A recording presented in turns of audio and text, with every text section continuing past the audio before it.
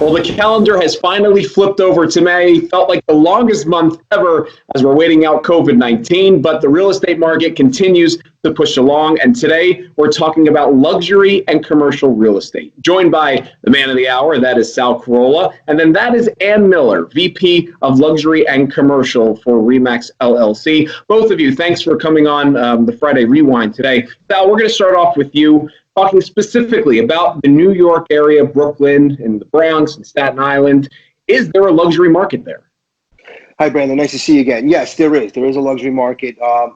We cover the 5 boroughs, and the price point, the average price point, is about $875,000 to $900,000. So a luxury market will probably be starting at that 1.2, 1.3. Am I right, Ann? I think that's around a point. And we definitely, without a doubt, have that price point in the New York area. So, Ann, if you can talk about, from the RE/MAX point of view, how you are able to help out real estate agents with their different transactions on the luxury side of things. Sure. Thank you again, Brandon, for having me here today, and Sal. So I want to talk, the RE/MAX collection is RE/MAX's premier luxury brand. So we use the RE/MAX collection on single family, townhome, and condominium listings. And the criteria or qualification to utilize the RE/MAX collection is 2 times the average in any zip code area. We realize globally that not all markets have the 2 times the average via MLS, so they rely on their local market information. So how we're able to help, first off, I believe that our affluent clientele, they're looking for realtors that have a unique set of skills, tools, and resources. So part of that is they want to make sure that they have the correct marketing materials to give them the best leverage to market their home. So that's part of what the RE/MAX collection provides. What I do is I have an unbelievable job in the sense of every single day I get to talk to our agents and brokers and meet them where they are in their career with luxury. So that means really feeling as if I'm a consultant. So whether that's an agent that is just thinking about using the RE/MAX collection, to our seasoned veterans that have been all in with luxury for a long time, and it's seeing what they're seeing and looking at it, or giving them a different approach to how to market or list their home, their luxury home.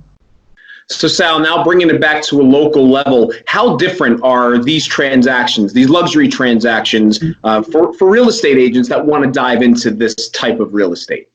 Oh, it's truly night and day difference. It really is.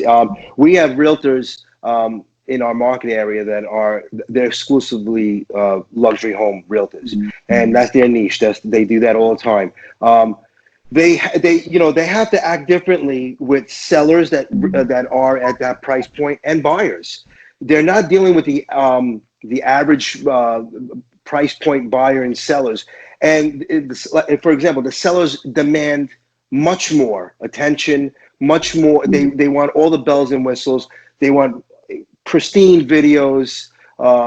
They want drones, not just pictures of a rooftop. They want drones that actually fly into a double door that opens up and goes into the house. They love to see the Matterport camera that you can actually, walk around from your laptop. You can walk around a 10 bedroom home and just visit the home on your own. The Matterport also does like dollhouse types of diagrams, floor plans. So that's what a seller wants.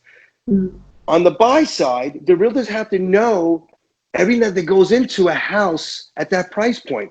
They have to know the brand names of appliances, the top refrigerators, the top stoves, dishwashers. They have to be familiar with that, because the buyers that are prepared to spend that money, they're pretty savvy already. So they demand their realtors to know just as much, if not more, than they do when it comes to this price point. So there is a lot of preparing that goes involved. You just can't just wake up one morning and say, you know what, I want to sell luxury homes. I remember a couple of years ago, I thought that. I called up Ann and walked me through it, and I flew out to Arizona, and I was trained, and I was in a room among people that that's all they did. They did luxury homes. It was amazing. And RE/MAX collection is a total different ball game.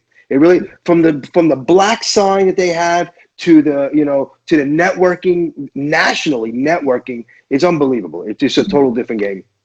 So, and you're able to talk with agents from all around the country. What are the impacts you're seeing of COVID-19? And then where do you see the market going once we finally and slowly start to pick up the pieces again?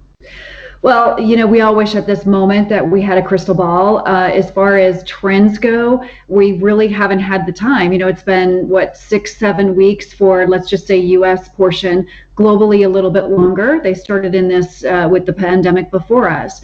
What we're seeing is, different trends in the sense of those agents that truly have embraced technology, have embraced to decide what is really, really important in their lives right now, whether that we're going to make changes, and I'm speaking from a realtor perspective.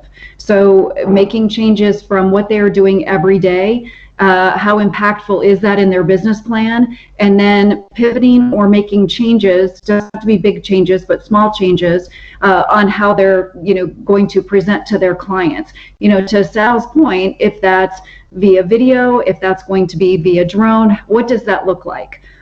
From what I'm seeing from when I do talk to our agents around the globe, Italy in particular, I'm sure we've all seen, video on what's happening there. And while it's this safer at home, stay at home information that they see that we're seeing every day, they're still relying on technology and learning. And so that when we all come out of this, what do they need to do when they've pivoted to move forward?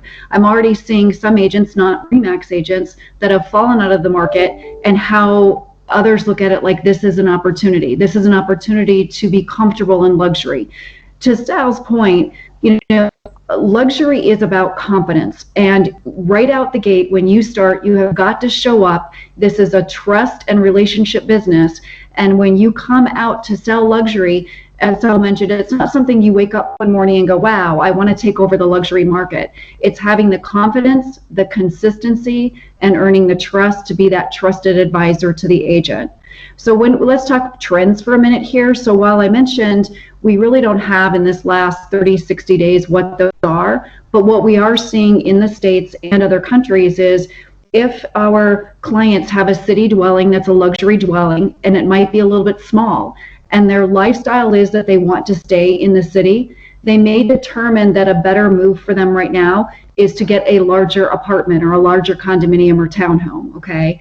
And because they're talking about, when we talk about the affluent, it's about amenities. And if they can't reach those amenities because, for this example, the amenities in the building are closed, they want to make sure that they have those in their particular apartment.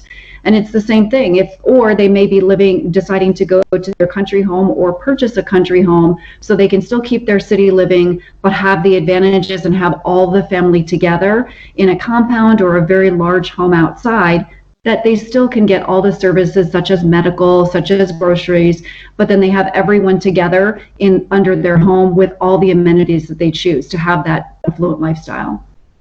Well, Ann and Sal, wonderful insight on everything luxury, and especially during this pandemic. Thank you both for your time, and look forward to seeing you guys again soon.